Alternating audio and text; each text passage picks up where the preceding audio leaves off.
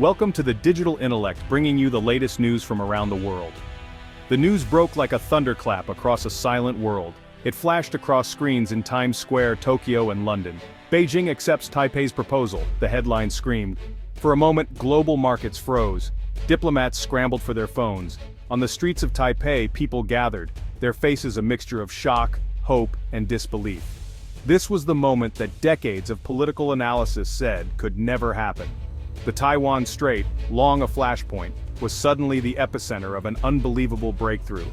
The world, so accustomed to the drumbeat of war, was now listening to a new, unfamiliar sound, the quiet hum of possibility. The People's Republic of China had formally responded to a comprehensive proposal from Taiwan's government. This wasn't a rejection or a list of counterdemands. It was an acceptance. An agreement to begin formal talks based on Taiwan's framework. The implications were staggering. This single act could potentially diffuse one of the most dangerous geopolitical conflicts on the planet. For generations, the question was not if, but when conflict would erupt. Now, a new question emerged. Could peace actually be possible? In Washington, lights burned late into the night at the White House and the State Department. Emergency meetings were convened. U.S. policy built on strategic deterrence was suddenly upended. Allies in Asia, from Japan to the Philippines, were caught equally off guard, forced to reevaluate their security strategies. For the people of Taiwan, the news was deeply personal about their future, their identity, and their security. Families divided for nearly 80 years watched as hope and caution mingled in the streets. Young people, raised under the shadow of invasion, dared to imagine a future free from the constant threat of war. The announcement from Beijing was more than a headline, it touched the very core of their existence. But with hope came a profound sense of caution, born from a long and painful history. The Cross-Strait Harmony Accord is a landmark achievement. For the first time since 1949, both sides have agreed to a comprehensive framework for peaceful coexistence. It marks a monumental shift from military posturing to diplomatic engagement. The Taiwan Strait, once a powder keg, now offers a promise to douse the fuse. For over 75 years, the relationship was defined by the absence of a peace treaty and the constant threat of conflict. This agreement signals a potential end to that era, replacing unpredictability with a structured, peaceful relationship. If successful, it will be remembered as one of the most significant diplomatic breakthroughs of the century. The Taiwan Strait is a major artery for global trade, and Taiwan leads the world in advanced semiconductors. A conflict here would cripple the global economy. By choosing dialogue, Beijing and Taipei are safeguarding not just their futures, but global stability. In an age of rising tensions, this accord is a rare beacon of hope. The world is watching, desperate for this fragile peace to hold. To grasp the magnitude of this agreement, we must look back. In 1949, the Chinese Civil War ended, with the Communists victorious on the mainland, the Nationalists retreating to Taiwan. Both sides claimed to be the true government of China, creating a deep division. For decades there was no contact, only hostility and the threat of war. Taiwan transformed into a vibrant democracy and economic powerhouse, while China became a global superpower. Yet, the political stalemate endured. Beijing viewed Taiwan as a renegade province, never renouncing the use of force. Recent years saw escalating tensions with military pressure and near-daily incursions. The risk of miscalculation was dangerously high, threatening to draw in the United States and trigger catastrophe. The long-standing status quo, Taiwan not declaring independence, China not attacking, was fragile and increasingly unstable. As China's power grew and Taiwan's identity solidified, the status quo stretched to its breaking point. The world knew this could not last forever. Something had to change. Now, for the first time, both sides are choosing dialogue over confrontation.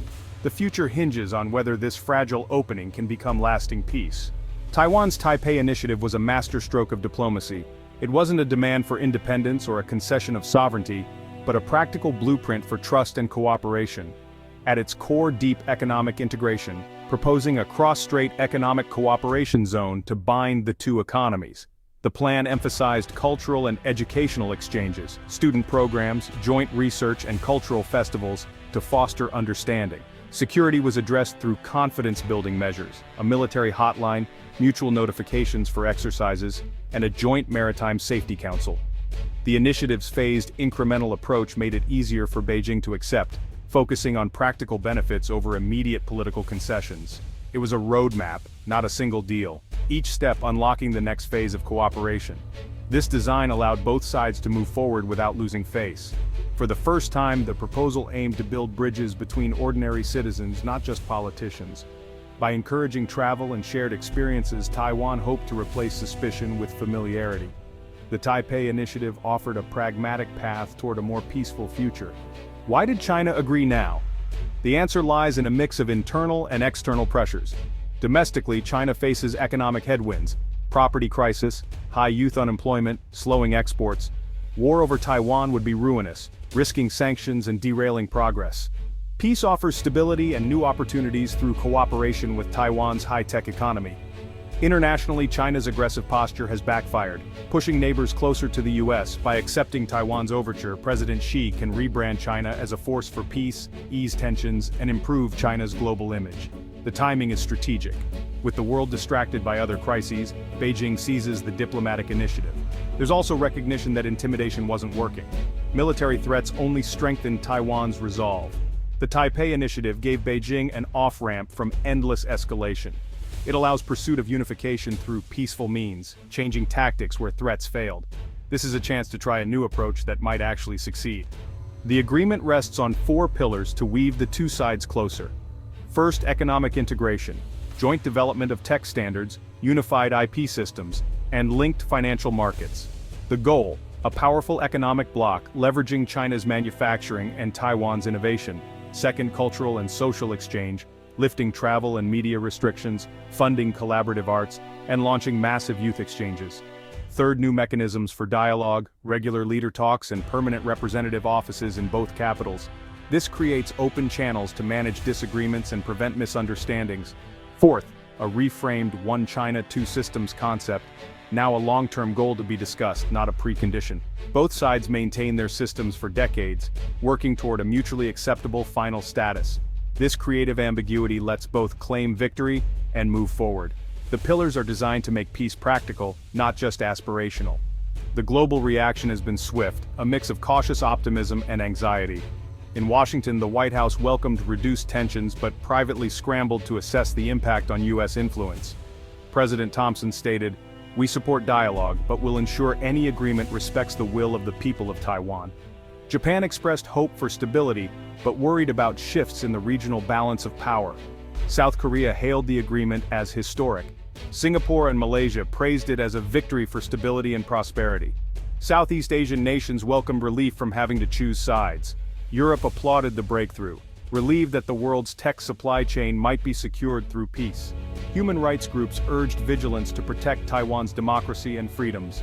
The world's eyes are on the region, hoping this fragile peace will hold. The stakes are global, and the applause is cautious. As the shock fades, experts warn the road ahead is long and uncertain. This is not a final peace treaty, but the start of a fragile process. Decades of mistrust won't vanish overnight. Hardliners may try to sabotage progress.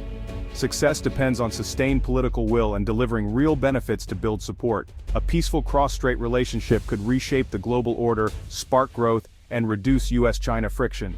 For Taiwan, the future is filled with promise and uncertainty, peace and prosperity, but also risks to sovereignty and identity. Many fear closer ties could erode Taiwan's uniqueness, even as hope grows.